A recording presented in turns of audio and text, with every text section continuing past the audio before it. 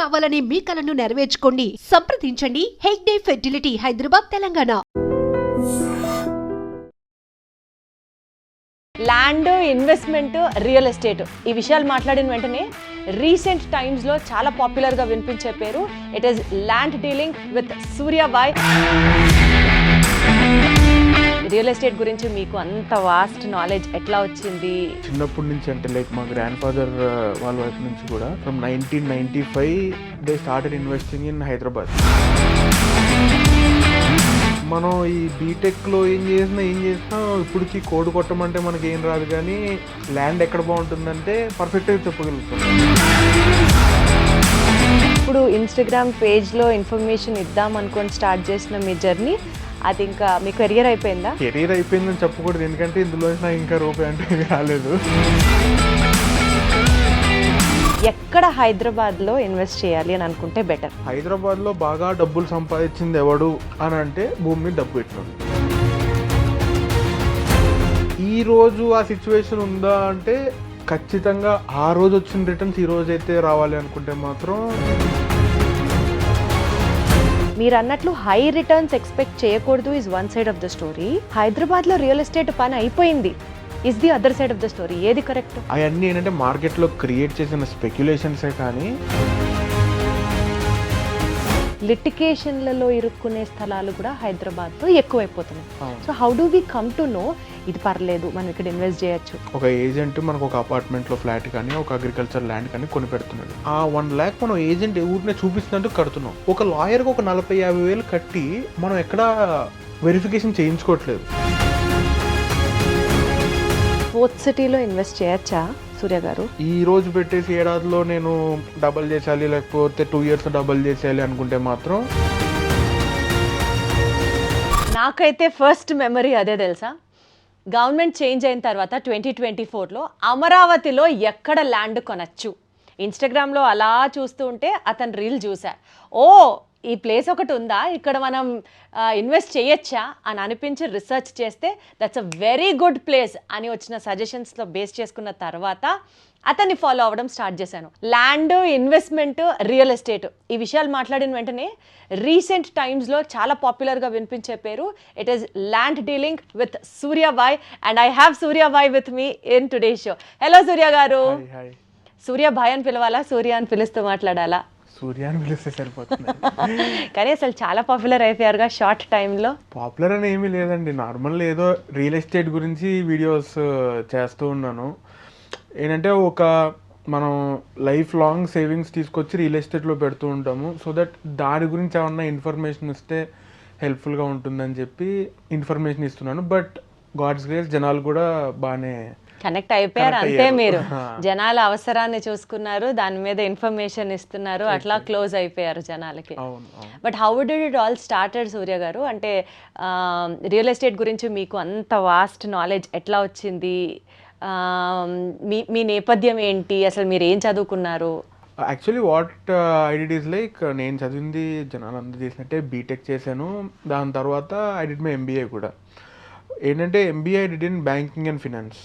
But మనం చిన్నప్పటి నుంచి అంటే లైక్ మా గ్రాండ్ ఫాదర్ వాళ్ళ వైపు నుంచి కూడా from 1995 they started investing in Hyderabad. So ఏంటంటే మనం ఇంట్లో మనం చూసేదంతా ఏంటంటే ఇక్కడ ఇంత పెట్టాను, ఇక్కడ ఇంత అయ్యిందంట, ఇక్కడ ఇంత పెట్టాను, ఇక్కడ ఇంత అయ్యిందంట. మనం అయ్యే తిరుగుతూ ఉంటాయి మైండ్లో, ఓహో ల్యాండ్ అంతే ఇంత బాగా పెరుగుతుందన్నమాట అనేది. సో ఏంటంటే మనం ఈ బీటెక్లో ఏం చేసినా ఇప్పటికి కోడ్ కొట్టమంటే మనకి ఏం రాదు, కానీ ల్యాండ్ ఎక్కడ బాగుంటుందంటే పర్ఫెక్ట్గా చెప్పగలుగుతాం, ఎందుకంటే చిన్నప్పటి నుంచి చూస్తూ పెరిగాం కాబట్టి. సో ఈ పేజ్ ఎందుకు స్టార్ట్ చేయబుద్ధి అయింది అంటే బేసిక్గా బీటెక్ చదివాను ఆ టైముల నుంచి. నేను అక్కడ కొంచెం తెలుగు యూనియన్ ప్రెసిడెంట్, కొంచెం స్కిట్స్ వేయడాలు, ఆ కళాపోషణ ఉంది కొంచెం. కానీ ఏంటంటే దీన్ని రియల్ ఎస్టేట్ని కలిపి జనాలకి ఒకసారి మనం ఇదేదో దీని నుంచి నేను పలానా బిజినెస్ చేయాలనో వ్యాపారం చేయాలనో అసలు మైండ్లో లేదు, ఇప్పటికీ చేయలేదు. ఇప్పుడు 1 year అయిపోయింది. ఏంటంటే ఓకే ఒక జెన్యున్ కంటెంట్ ఇద్దాము, ఎక్కడ వరకు వెళ్తుందో చూద్దాము, అది బాగా ఇష్టమైన పని చేసుకుంటూ వెళ్తున్నాను అంతే. హౌ కమ్ మీరు అక్కడ ఇక్కడ ఎక్కడా స్థలాలు కొనలేదా? అయితే అంటే నేను నా పర్సనల్గా కొన్ని చోట్ల కొనుక్కున్నాను, బట్ నేనన్నీ కొంచెం చిన్న స్కేల్లోనే, మా ఫ్యామిలీ వాళ్ళు లార్జ్ స్కేల్లో చేస్తున్నారు. ఓకే, సో ఇప్పుడు ఇన్స్టాగ్రామ్ పేజ్లో ఇన్ఫర్మేషన్ ఇద్దాం అనుకొని స్టార్ట్ చేసిన మీ జర్నీ అది ఇంకా మీ కెరియర్ అయిపోయిందా? Now you are professionally real estate అడ్వైజరా? అంటే కెరీర్ అయిపోయిందని చెప్పకూడదు, ఎందుకంటే ఇందులోంచి నాకు ఇంకా రూపాయి అంటే ఏమీ రాలేదు. ఏంటంటే సరదాగా ఇష్టంతో చేస్తున్నాను, ఇది రేపు పొద్దున్న ఎక్కడికి వెళ్తుందో చెప్పలేను నేను కూడా. Okay, super. So real estate గురించి మీరు ఇన్ఫర్మేషన్ స్ప్రెడ్ చేస్తున్నారు, మీకు తెలిసింది చెప్తున్నారు కాబట్టి దాని గురించే ఈరోజు కొన్ని విషయాలు మాట్లాడుకుందాం. To start with first Hyderabad గురించి మాట్లాడితే, ఎక్కడ హైదరాబాద్లో ఇన్వెస్ట్ చేయాలి అని అనుకుంటే బెటర్? ఈ క్వశ్చన్ నేను ఎందుకు అడుగుతున్నానంటే, సో ఇప్పుడు for example real estate in Hyderabad has become a super success. 90s 2000s ఆ టైంలో ల్యాండ్స్ కొనుక్కున్న వాళ్ళు ఇవాళ కోటీశ్వర్లు, అపర కోటీశ్వర్లు. ఇప్పుడు ఫ్రెష్గా హైదరాబాద్లో ఇన్వెస్ట్ చేయాలనుకునే వాళ్ళకి అసలు అది రీచబుల్ డెస్టినేషనేనా? అంటే మీరు అన్నట్టు ఎవరైతే 1990s 2000s ఆ టైంలో కొన్న వాళ్ళకి they are definitely the most successful billionaires అంతే. ఎందుకంటే ఇప్పుడు లిటరల్లీ మామూలుగా పలానా ఒక ఏరియాలో బాగా డబ్బులు సంపాదించిన వాళ్ళు ఎవరు అని చూస్తే, మీరు బెంగళూరు చూస్తే స్టార్టప్లు చేసిన వాళ్ళు గుర్తుకొస్తారు, చెన్నై చూస్తే మ్యానుఫ్యాక్చరింగ్లో ఎక్స్పోర్ట్లు చేసిన వాళ్ళు, హైదరాబాద్లో బాగా డబ్బులు సంపాదించింది ఎవడు అని అంటే భూమి మీద డబ్బు పెట్టిన వాళ్ళు. ఫ్రమ్ 1990s అండ్ 2000 ఎవరైతే 5 లక్షలకు పెట్టిన వాళ్ళు 50 కోట్లు అయిపోయినాయి, 10 లక్షలు పెట్టిన వాళ్ళు 100 కోట్లు అయిపోయినాయి. ఇంకా అసలు there is no limit for the one who invested in 2000s and 1990s. But ఈరోజు ఆ సిచ్యువేషన్ ఉందా అంటే ఖచ్చితంగా ఆ రోజు వచ్చిన రిటర్న్స్ ఈ రోజు అయితే రావాలి అనుకుంటే మాత్రం కష్టమే. Because very honest answer. Because ఎందుకంటే ఆ రోజు ఎవరు ఊహించలేదు హైదరాబాద్ ఇంత పెద్దది అవుతుంది అని. అందుకని చెప్పి ఎవరు కూడా ల్యాండ్ రేట్లు ఎక్కువగా చెప్పేడాలు ఏమీ లేవు. బట్ ఈరోజు అందరికీ ఒక విజన్ వచ్చేసింది. ఈరోజు మనం ఈ ఇంటర్వ్యూ పెట్టుకుంటున్నాం అంటే ఏదో హైదరాబాద్ అయిపోతుంది అనే మైండ్ సెట్లోనే ఉన్నాము. సో ఆ జనాలందరూ కూడా ఆ రేట్లు పెరిగిపోయినాయి. ఇంకా సాచురేషన్ వచ్చేసింది అంటారు. 5 లక్షలు పెట్టి కొనింది 5 కోట్లు అవుతుంది, బట్ 5 కోట్లు పెట్టి కొనింది మహా అయితే 50 అవుతుంది, ఆర్ఎల్స్ 70 అవుతుంది. ఇక్కడ 100 టైమ్స్ వస్తే ఇక్కడ మహా అయితే ఒక 20 లేటెస్ట్ ఒక 20 times, 20 to 25 times, not more than that. So ఆ రేంజ్ రిటర్న్స్ అయితే మనం ఎక్స్పెక్ట్ చేయకూడదు. బట్ వన్ అడ్వాంటేజ్ ఇస్ ఇన్ఫ్లేషన్ని బీట్ చేస్తూనే ఉంటుంది. ఇప్పుడు బ్యాంకులో ఊరికనే పెట్టుకునేదానికన్నా ల్యాండ్ మీద పెడితే ఇన్ఫ్లేషన్ తగ్గట్టుగా అయితే ఖచ్చితంగా పెరిగే టైపే రియల్ ఎస్టేట్. అది ఓకే. సో ఇలా అనుకుంటే ఎన్ని వెంచర్స్ కొత్త కొత్త ఓపెనింగ్స్ అవుతున్నాయని చెప్పి మీరు అడ్వాన్స్ పే చేయండి, భూమి పూజ రోజు ఈ రేటు, తర్వాత ఆ రేటు, ఇట్లా అంతా విపరీతమైన అడ్వర్టైజింగ్ ఉంది కదా. సోషల్ మీడియాలోనే చాలామంది ప్రమోట్ చేస్తుంటారు, రోజుకి ఒక వెంచర్ గురించి మాట్లాడతారు. ఇన్ని కొత్త ప్రాజెక్ట్స్ వెంచర్స్ అప్కమింగ్ ఉన్నప్పటికీ కూడా హైదరాబాద్లో రియల్ ఎస్టేట్ డల్ అయిపోయింది అన్నొక మాట కూడా వినిపిస్తుంది. మేబీ గవర్నమెంట్ మారిన తర్వాత అనుకోవచ్చు, లేకపోతే వాట్ ఎవర్ రీజన్ బీట్. మీరు అన్నట్లు హై రిటర్న్స్ ఎక్స్పెక్ట్ చేయకూడదు is one side of the story. హైదరాబాద్లో రియల్ ఎస్టేట్ పని అయిపోయింది is the other side of the story. ఏది కరెక్ట్? వాట్ ఐ సే, హైదరాబాద్లో రియల్ ఎస్టేట్ అయిపోయింది అనేది ఖచ్చితంగా తప్పే. ఎందుకంటే ఖచ్చితంగా there will be some time పుంజుకుంటుంది హైదరాబాద్లో రియల్ ఎస్టేట్. బట్ అంటే ఇప్పుడు డౌన్ ఉందా? ఇప్పుడైతే డౌన్ ఉంది. ఓకే, ఇప్పుడైతే జనాల చేతిలో డబ్బులు ఎక్కువ తిరగట్లేదు, బట్ సప్లై ఎక్కువ ఉంది, డిమాండ్ తక్కువ ఉంది. ఎస్, ఇదే మాట చెప్తున్నారు, కరెక్ట్. ఇదైతే డెఫినెట్లీ ఉంది. లేదు కొంతమంది ఏమంటారంటే ఏప్రిల్ నుంచి రియల్ ఎస్టేట్ పెరిగిపోతుంది, కొంతమంది డిసెంబర్ నుంచి రియల్ ఎస్టేట్ పెరిగిపోతుంది. అవన్నీ ఏంటంటే మార్కెట్లో క్రియేట్ చేసిన స్పెక్యులేషన్సే, కానీ అంత తొందరగా పెరిగే రియల్ ఎస్టేట్ ఇప్పుడైతే ఉండదు. But there will be some time, ఒక 4 years 5 years గ్యాప్ అయితే తీసుకుంటుంది. ఈ టైంలో ఏంటంటే లైక్ కరెక్ట్ డీల్స్ పట్టుకోవడం అనేది ఒక ఇన్వెస్టర్ చేయాల్సింది. అంటే ఇప్పుడు నేను ఫర్ ఎగ్జాంపుల్ నేను ఒక ప్లాట్ నేను అమ్ముదాం అనుకుంటున్నాను, నేను నుంచోబెట్టి నేను ఇది 25,000కే అమ్ముతాను, దీనికన్నా తక్కువ అయితే అమ్మను అని వాడి దగ్గరికి వెళ్ళి కొనుక్కుంటే పెద్ద ఉపయోగం లేదు. ఎవడైతే అవసరంలో ఉన్నాడో, ఎవరి చేతిలో అయితే డబ్బులు తిరగట్లేదో వాడి దగ్గరికి వెళ్ళి నేను ఈ ప్లాట్ ఈరోజే డబ్బులు ఇస్తాను, 15,000కి ఇస్తావా అంటే జరిగిపోయే డీల్స్ ఉంటాయి చూసారా, అలాంటి చోట్లకి వెళ్ళి ఇన్వెస్ట్ చేస్తే సరే ఓకే, ఒక 3-4 years కూర్చుని ఉన్నా కూడా, బట్ వన్స్ ఒకసారి మళ్ళీ ఆ గ్రోత్ వచ్చినప్పుడు ఒక 4-5 టైమ్స్ అయ్యే ఛాన్స్ ఉంది. అండ్ షార్ట్ టర్మ్లో అంటే లైక్ ఈ రోజు పెట్టేసి ఏడాదిలో నేను డబల్ చేసేయాలి, లేకపోతే 2 years డబల్ చేసేయాలి అనుకుంటే మాత్రం రియల్ ఎస్టేట్లో ఇప్పుడు పెట్టకుండా ఉండడమే బెటర్ అంటారు. వెరీ వెల్ సెడ్, చాలా జెన్యున్గా చెప్తున్నారు మీరు. అయితే సపోజ్ ఇవాళ ఇన్వెస్ట్ చేస్తే హైదరాబాద్ రియల్ ఎస్టేట్లో, తెలంగాణ రియల్ ఎస్టేట్ ఆ మాటకు వస్తే ఎంత కాలంలో మనం ఎక్స్పెక్ట్ చేయొచ్చు రిటర్న్స్ అట్లీస్ట్? బికాజ్ ఇప్పుడు డల్ ఉంది అంటున్నారు. మనకి మీరు చెప్పినట్లుగా మన రైట్కి అవసరం ఉన్నోడు దొరికి అక్కడ ఇన్వెస్ట్ చేయాలంటే ఇదంతా జరగచ్చు, జరగకపోవచ్చు for everybody. So if I have to see investing in real estate today, నేను ఎన్ని ఇయర్స్ మర్చిపోయి ఉంటే, అంటే రాబోతున్న ఫ్యూచర్ ఏం సజెస్ట్ చేస్తుంది? Maybe 5 years, maybe 8 years. ఒక 4-5 years అయితే మీరు ఒక చోట డబ్బులు పెడితే ఆ డబ్బులు ఇంకా నా దగ్గర లేవు అని చెప్పి అనుకోవడం బెటర్. లేదు ఈ డబ్బులు నాకు ఇంకో 1-2 yearsలో అవసరం ఉంటాయి అనుకుంటే మాత్రం ఖచ్చితంగా ల్యాండ్ పెరగడం పక్కకు పెట్టేస్తే 1 కోటి రూపాయలు కొనింది 70 లక్షలకు అమ్ముకోవాల్సి వస్తుంది. అవసరం కోసం ఇప్పుడు మనం అవసరం ఉన్న దగ్గర కొందాం అనుకుంటున్నాం, మనమే అవసరం ఉన్న వాళ్ళం అవుతాం ఇంకో 2 yearsలో. సో ఇంకా తగ్గే ఛాన్స్ ఉంది వెన్ కంపేర్డ్. ఇప్పుడు 4-5 years నాకు అసలు ఈ డబ్బులు అవసరం లేదు అని చెప్పి కరెక్ట్గా మైండ్లో అనుకుంటే మాత్రం then you can search for the right deals and invest. అది నేను అనుకుంటున్నాను. అది honest suggestion from your end, right? So ఇప్పుడు హైదరాబాద్లో రీసెంట్గా వింటున్నాము ఈ 111 జియో ల్యాండ్స్ అని. అంటే ఏంటి అసలు? వాట్ డస్ ఆ 111 జియో స్టేట్ ఫర్? బేసికలీ మనకి వెస్ట్ హైదరాబాద్లో హిమాయత్ సాగర్, ఉస్మాన్ సాగర్ అని చెప్పి అవి ఒకప్పుడు మంచినీటి చెరువులు. అక్కడ ఒక ఇండస్ట్రీ, సురణ ఇండస్ట్రీస్ అని చెప్పి వాళ్ళు అప్పుడు పెట్టినప్పుడు ఆ నీళ్లు పొల్యూట్ అయిపోతాయి అని చెప్పి గవర్నమెంట్ ఒక జియో తెచ్చింది. ఈ చుట్టుపక్కల మోర్ దెన్ 1 lakh acresలో ఎక్కడా కూడా ఒక కన్స్ట్రక్షన్ కానీ ఒక ఇండస్ట్రీ కానీ ఎలాంటి కమర్షియల్ యాక్టివిటీ జరగకూడదు అని.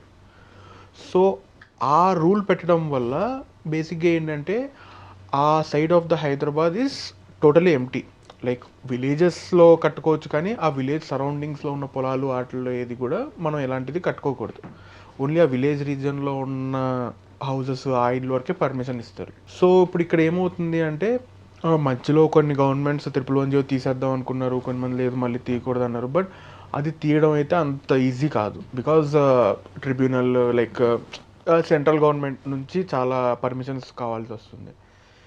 అండ్ అది తీయడం కూడా అంత కరెక్ట్ కాదు, సేఫ్ కాదు.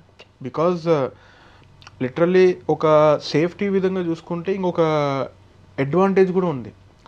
సరే ఓకే, మనం కట్టేసుకుంటే నీళ్ళు ఉండకపోవచ్చు, లేకపోతే వరదల్లో మునిగిపోవచ్చు అనేది ఒక హజార్డ్ మూమెంట్, అదొకటి.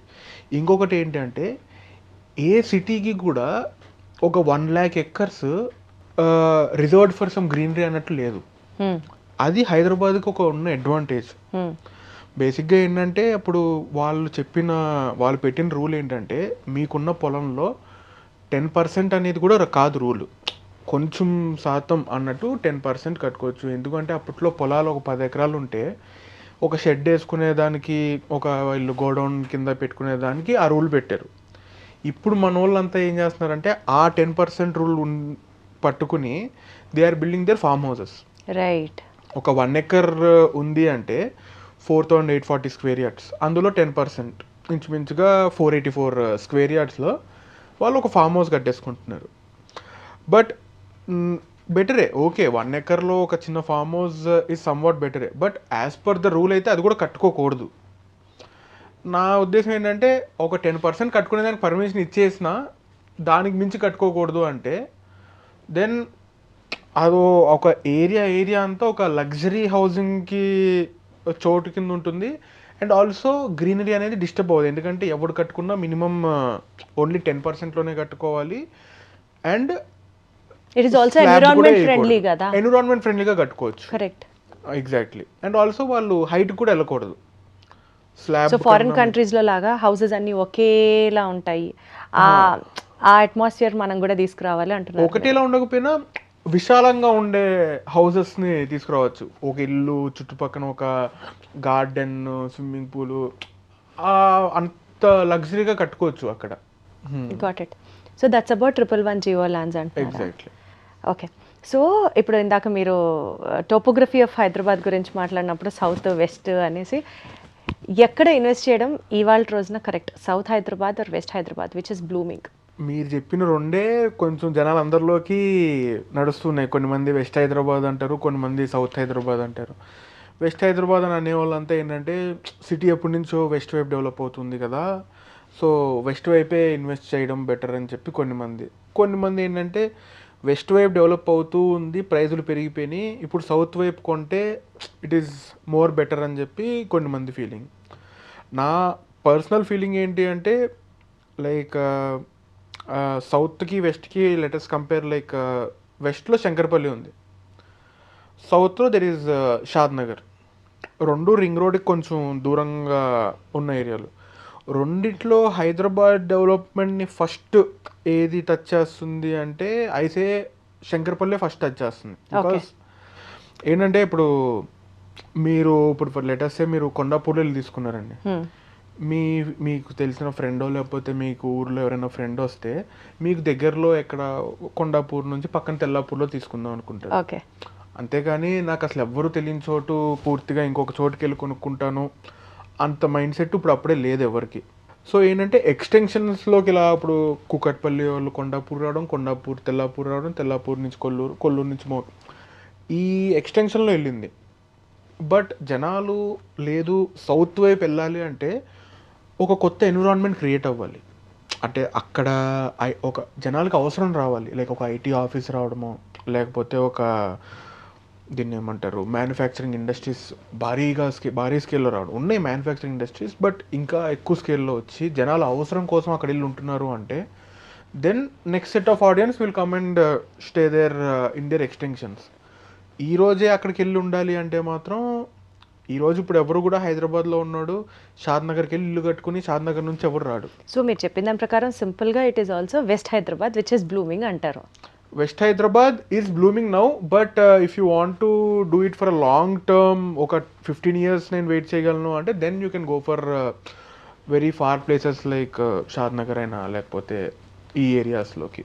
అంటే ఇప్పటికిప్పుడు కొనాలి అని అంటే west Hyderabad is expensive.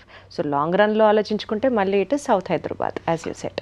Expensive అని చెప్పలేమండి. బేసిక్గా ఇప్పుడు శంకర్పల్లి ఈజ్ ఎక్స్పెన్సివ్ అని చెప్పి అందరూ అంటున్నారు, కానీ శంకర్పల్లి దాకా ఎందుకండి, ఇప్పుడు కోకాపేట్, మియాపూర్, తెల్లాపూర్ ఇక్కడ అసలు ఇన్వెస్ట్ చేసేటట్టు ఉన్నాయి ఆ స్థలాలు ఇప్పుడు ఎట్ ప్రెసెంట్ అక్కడ అసలు. అందుకే నేను అసలు వాటి గురించి చెప్పట్లేదు కూడా.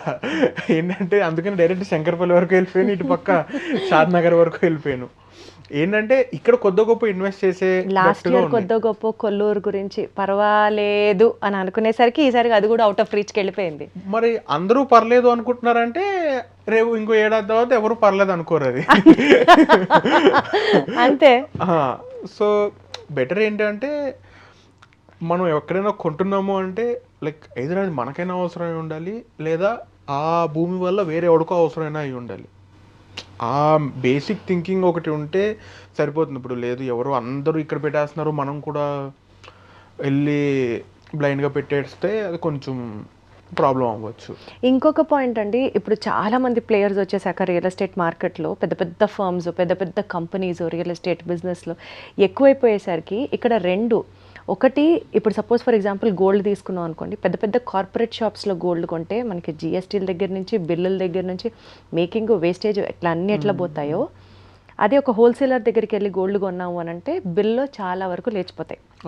అలా రియల్ ఎస్టేట్లో పెద్ద పెద్ద ప్లేయర్స్ దగ్గరికి వెళ్ళి కొనాలి అని అంటే చాలా ఎక్స్పెన్సివ్గా ఉంటుంది. పెద్ద పెద్ద ప్లేయర్స్ లేకుండా ఏదో మీరు చెప్పారని పక్కన వాళ్ళు చెప్పారని, అంటే నా ఉద్దేశం just by the word of mouth లాగా వెళ్ళి కొంటే లిటికేషన్లలో ఇరుక్కునే స్థలాలు కూడా హైదరాబాద్లో ఎక్కువైపోతున్నాయి. So how do we come to know ఇది పర్లేదు మనం ఇక్కడ ఇన్వెస్ట్ చేయొచ్చు అన్నది, how do we get to know? ఈ లిటికేషన్ల పాయింట్ గురించి మాట్లాడితే చాలామంది సేవ్ అవుతారు యాక్చువల్గా. అలా లిటికేషన్ ల్యాండ్ కొని బుక్ అయిన వాళ్ళలో నేను ఉన్నా, అందుకని ఇంత క్లియర్గా అడుగుతున్నా. ఓకే, సో బేసిక్గా మనం లిటిగేషన్స్ అనేది ఎక్కువ వచ్చేది మెయిన్గా ల్యాండ్స్లో, అగ్రికల్చర్ ల్యాండ్స్లో. ఒక అపార్ట్మెంట్లో లిటిగేషన్స్ అనేది ఒక 90% రాకపోవచ్చు, ఒక 10% ఆఫ్ ద థింగే ఎక్కువ లిటిగేషన్ వచ్చే ఛాన్సెస్. బట్ రావు అని చెప్పట్లేదు, బట్ ల్యాండ్లో ఉన్న లిటిగేషన్లు ఒక అపార్ట్మెంట్లో ఉండవు. బట్ బిఫోర్ హ్యాండ్ మనం ఏంటంటే లెటర్స్ ఇప్పుడు మనకు ఒక ఏజెంట్ ఉన్నాడండి, ఒక ఏజెంట్ మనకు ఒక అపార్ట్మెంట్లో ఫ్లాట్ కానీ ఒక అగ్రికల్చర్ ల్యాండ్ కానీ కొని పెడుతున్నాడు.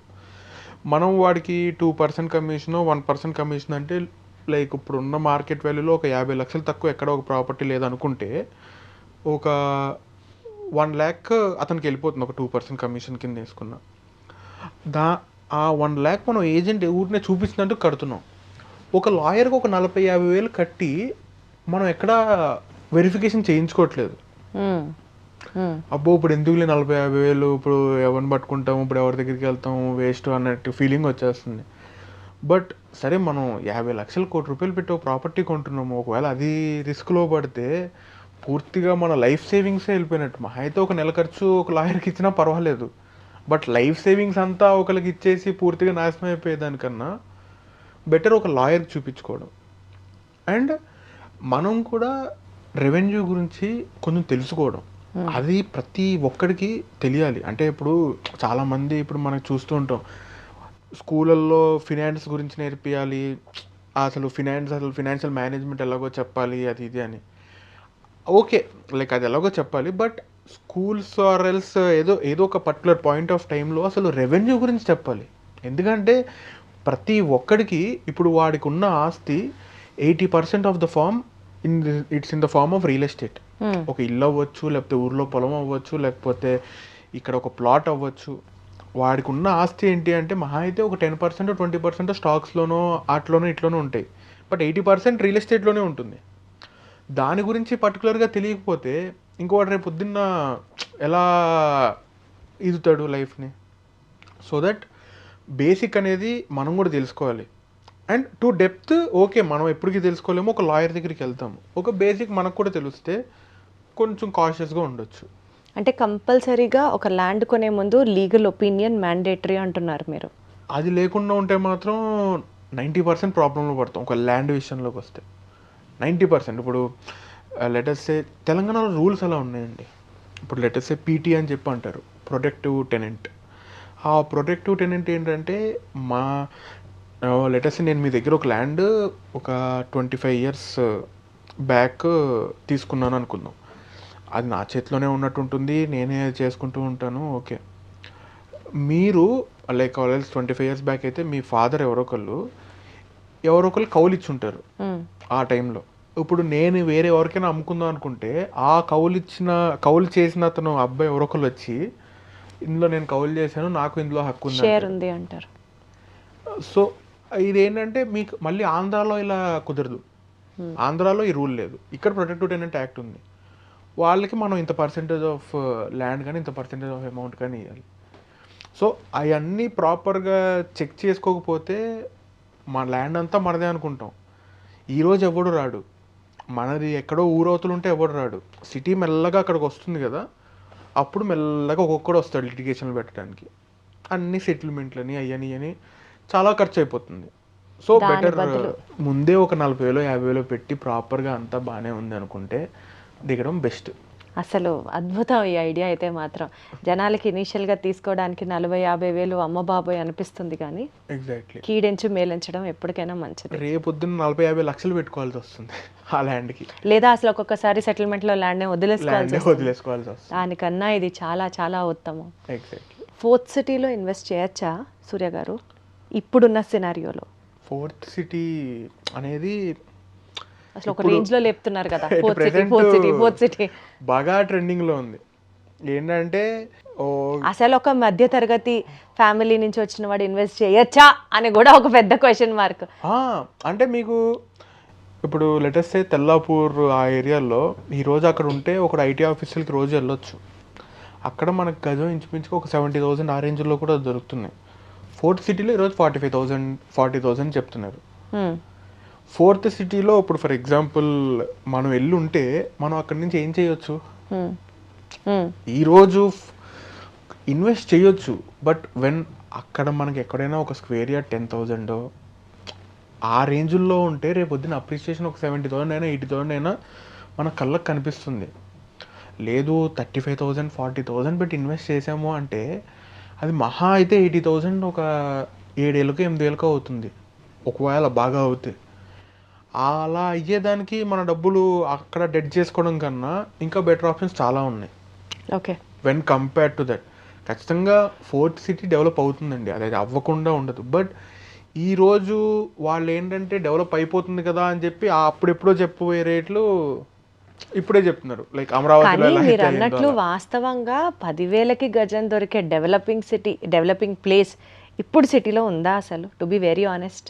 డెఫినెట్లీ చాలా ఉంటాయండి. మనకి అంటే ఏంటంటే ఎక్కడో మారుమూల విసిరేసిన ప్రాంతాలలో మీరు చెప్పిన రేట్లకు వస్తే రావచ్చు గాక. Not at all. మీకు ఇప్పుడు గజం 10,000కి రింగ్ రోడ్కి ఒక 5 కిలోమీటర్ రేడియస్లో కూడా ఉన్నాయి. బట్ ఏంటంటే అది వాళ్ళు ఎవరు మార్కెటింగ్ చేసుకునే వాళ్ళు కాదు. ఇప్పుడు ఫర్ ఎగ్జాంపుల్ ఇప్పుడు పెద్ద గోల్కొండ ఉందండి. పెద్ద గోల్కొండ దగ్గర R1 జోన్లోనే ఇక 15,000 20,000 రేంజ్లో ఉన్నాయి. బట్ ఏంటంటే అవి ఇప్పుడు ఒక లేఅవుట్ వేసి మార్కెట్ చేసుకోవట్లేదు ఎవరు. ఇప్పుడు ఎయిర్పోర్ట్ వచ్చింది అనే టైంలో లేఅవుట్లు వేసేసినవి ఉంటాయి చూసారా, అందులో ప్లాట్లు ఇప్పుడు రీసేల్కి రావడము. At the end of the day ఏదైనా ల్యాండే కదా, అవి ఇంకా ఉన్నాయి. బట్ ఏంటంటే జనాలందరికీ ఇప్పుడు ఫోర్త్ సిటీ అంటున్నారు, 35,000 అంటున్నారు. అంటే ఓకే 35,000 ఫోర్త్ సిటీ, దాని చుట్టుపక్కల ఎక్కడైనా ఒక 15,000కి దొరికితే బట్ అద్భుతం. ఆ ఒక నేరో థింకింగ్లోకి వెళ్ళిపోవడం వల్ల ఇన్వెస్ట్మెంట్ చాలా రాంగ్ అవుతున్నాయి.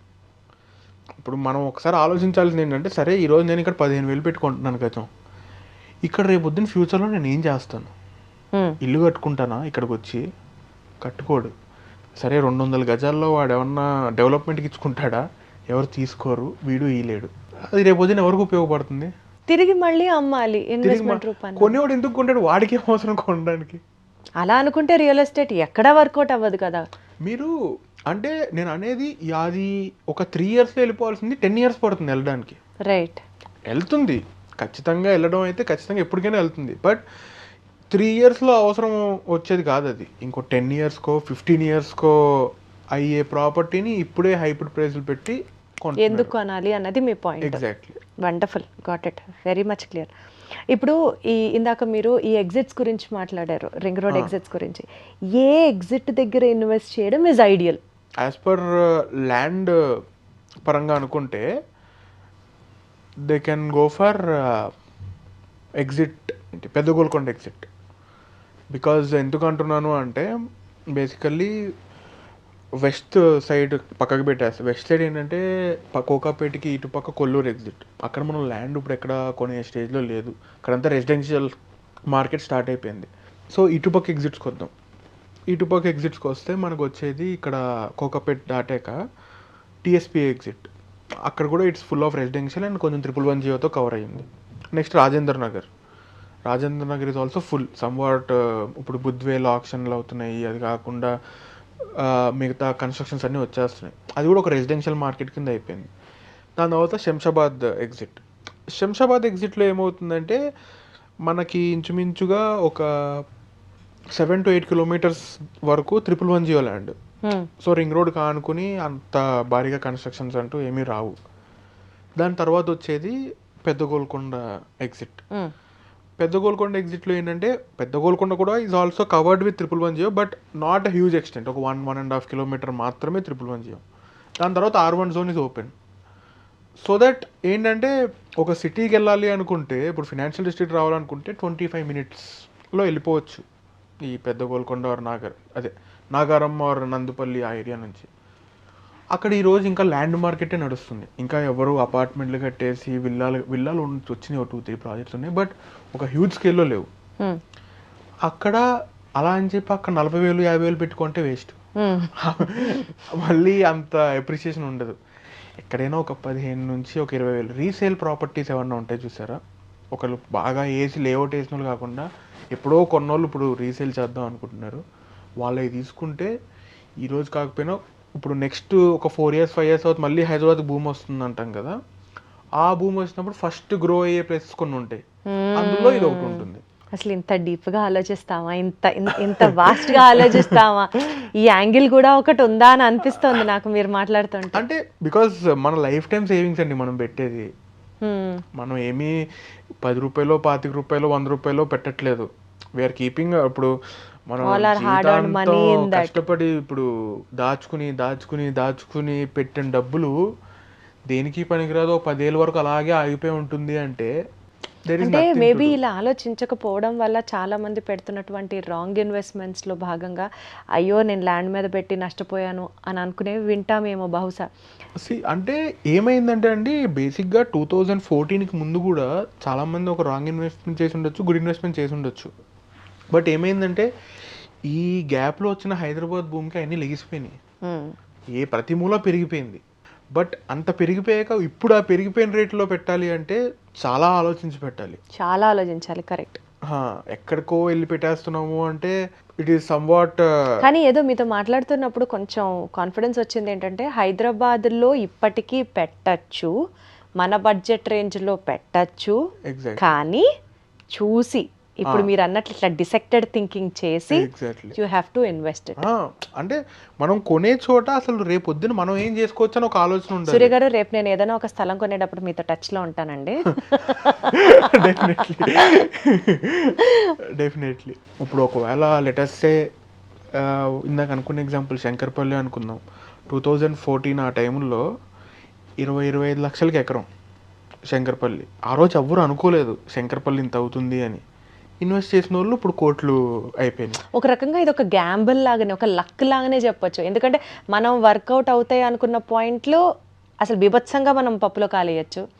లక్ అనేది లేదండి. ఏంటంటే ఒకటే మైండ్లో చిన్న లాజికల్ క్యాలిక్యులేషన్, ఎంత దూరంలో ఉంది, జనాలు ఇక్కడికి వస్తే వాటికి ఎలా ఉపయోగపడుతుంది ల్యాండ్, జనాలు ఉంటారా ఉండరా ఇక్కడ, అంతేగాని అంటే ఇక్కడ సిటీ ఈజ్ ఆల్వేస్ ఎక్స్పాండింగ్ కదా. అవునవును, ఎగ్జాక్ట్లీ. అంటే సిటీ ఈజ్ ఆల్వేస్ ఎక్స్పాండింగ్ అండి. లెటెస్టే ఇప్పుడు బాలానగర్ అంటే షాద్నగర్ దాటాక, ఇక్కడ సిటీలో బాలానగర్ కాదు, షాద్నగర్ దాటాక బాలానగర్ అని ఒక ఏరియా ఉంటుంది. ఆ ఏరియాలో హైవేకి 1 కిలోమీటర్ అటు ఇటు వెళ్ళినా కూడా స్క్వేర్ యార్డ్ 18-20,000 చెప్పి అమ్ముతున్నారు ఎట్ ప్రెసెంట్. నార్మల్గా రింగ్ రోడ్, ఇప్పుడు మనకి శంషాబాద్ రింగ్ రోడ్ నుంచి అక్కడ వరకు it is almost around 40 kilometres. మనం ఒక చిన్న క్యాలిక్యులేషన్ ఏంటంటే సిటీ అమీర్పేట్ నుంచి పటాన్ చెరు మూవ్ అవ్వడానికి 25 years తీసుకుంది. It is just 25 kilometres. West వైపు ర్యాపిడ్గా డెవలప్ అవుతే, విపరీతంగా అయిపోతే 25 years తీసుకుంది పటాన్ చెరు వరకు సిటీ రావడానికి. మీకు ఇప్పటికీ ఇంకా పటాన్ చెరులో 50,000-60,000 గజం దొరుకుతుంది. అలాంటిది సిటీ ఇప్పుడు ఇదంతా ఫుల్ అయిపోయి శంకర్పూర్ వరకు ఇటంతా వచ్చేసి బాలానగర్లో 50,000-60,000 అయ్యేది ఎప్పుడు అంటే పటాన్ చెరువులో అయినా కూడా మహా అయితే 60,000-70,000 స్క్వేర్ యార్డ్. అలా అనుకుంటే ఇంక అక్కడతో ఆగిపోతుందా అంటే మళ్ళీ దానికి ఆన్సర్ ఉండదు మనకి. రేట్ ఆఫ్ డెవలప్మెంట్ క్యాలిక్యులేట్ చేయొచ్చు, కానీ ఇక్కడ ఒక్కటే అండి, ఏం లేదు. Like when you are buying a land or something, నేను ఇచ్చే అడ్వైస్ ఒకటే, don't buy in small extents. ఇప్పుడు లేదు నా దగ్గర 50 లక్షలు ఉంది, నాకు గజాల్లో తప్ప ఇంకెందులోనే రాదు అనుకుంటున్నారా? సరే, నా దగ్గర ఒక 50 లక్షలు ఉంది, మీ దగ్గర ఒక 50 లక్షలు ఉంది, ఇంకొకరి దగ్గర ఇంకో 50 లక్షలు ఉంటుంది. 1.5 కోటి పెట్టి 2 ఎకరాలు తీసుకుందాం. 200 గజాలు 200 గజాలు 200 గజాలు వద్దు. ఓకే, మన దగ్గర 2 ఎకరాలు ఉంది అంటే రేపొద్దున్న దాన్ని ఫామ్ హౌస్ కమ్యూనిటీ చేసుకోవచ్చు, లేదా ఫామ్ హౌస్ కట్టుకోవచ్చు, లేకపోతే ఏదో ఒక విధంగా అయితే ఉపయోగించవచ్చు ఆ ల్యాండ్ని. అంతేగాని చిన్న చిన్న ముక్కలుగా వద్దు. దేనికి యూజ్ చేస్తారు అంత దూరాలు వెళ్ళిపోయి? రైట్. ఓకే, సిటీలో ఆ చిన్న ముక్కలు అంటే పర్వాలేదు, అట్లా వాల్యూ జనాలు చూస్తూ ఉంటారు, ఏదోటి అవసరం ఉంటుంది. బట్ ఎక్కడికో ఇలా చిన్న ముక్క ఆఫ్ ల్యాండ్ హెల్ప్ అవ్వచ్చు అక్కడ వరకు సిటీ వచ్చేస్తే. బట్ అక్కడ వరకు సిటీ వచ్చినప్పుడు మన దగ్గర 2 ఎకరాలు ఉంటే ఇంకా పెద్దది కదా. కరెక్ట్. అలాగా. సో నాకు అర్థమవుతుంది ఏంటంటే చాలా బ్రాడర్ పిక్చర్లో ఆలోచించాలి. అది ఎలా ఆలోచించాలి అన్నది మేబీ ఒక్కొక్క ఎపిసోడ్ మీతో చేస్తుంటే ఒక్కొక్క టిప్ తీసుకొచ్చేమో. ఒక నోట్స్ పెట్టుకొని ఒక రన్నింగ్ నోట్స్ లాగా పాయింట్స్ బై. అంటే నేనేదో నాకు తెలుసని కాదండి, నేను ఏంటంటే ఇన్నాళ్ళు తిరిగిన దాంట్లో నాకు కొంచెం వచ్చిన నాలెడ్జ్ ఇది. బట్ మీరు చెప్పేది చాలా గ్రౌండ్ స్ట్రక్ ఉన్నాయి అండ్ ఆల్సో థాట్ ప్రొవోకింగ్. నిజంగా ఈ రకంగా ఆలోచించకపోవచ్చు, ఆలోచిస్తే నేనే చెప్పాను కదా ఇందాక, ఆ లిటిగేటెడ్ ల్యాండ్లో నేను తీసుకోకపోవచ్చు బహుశా.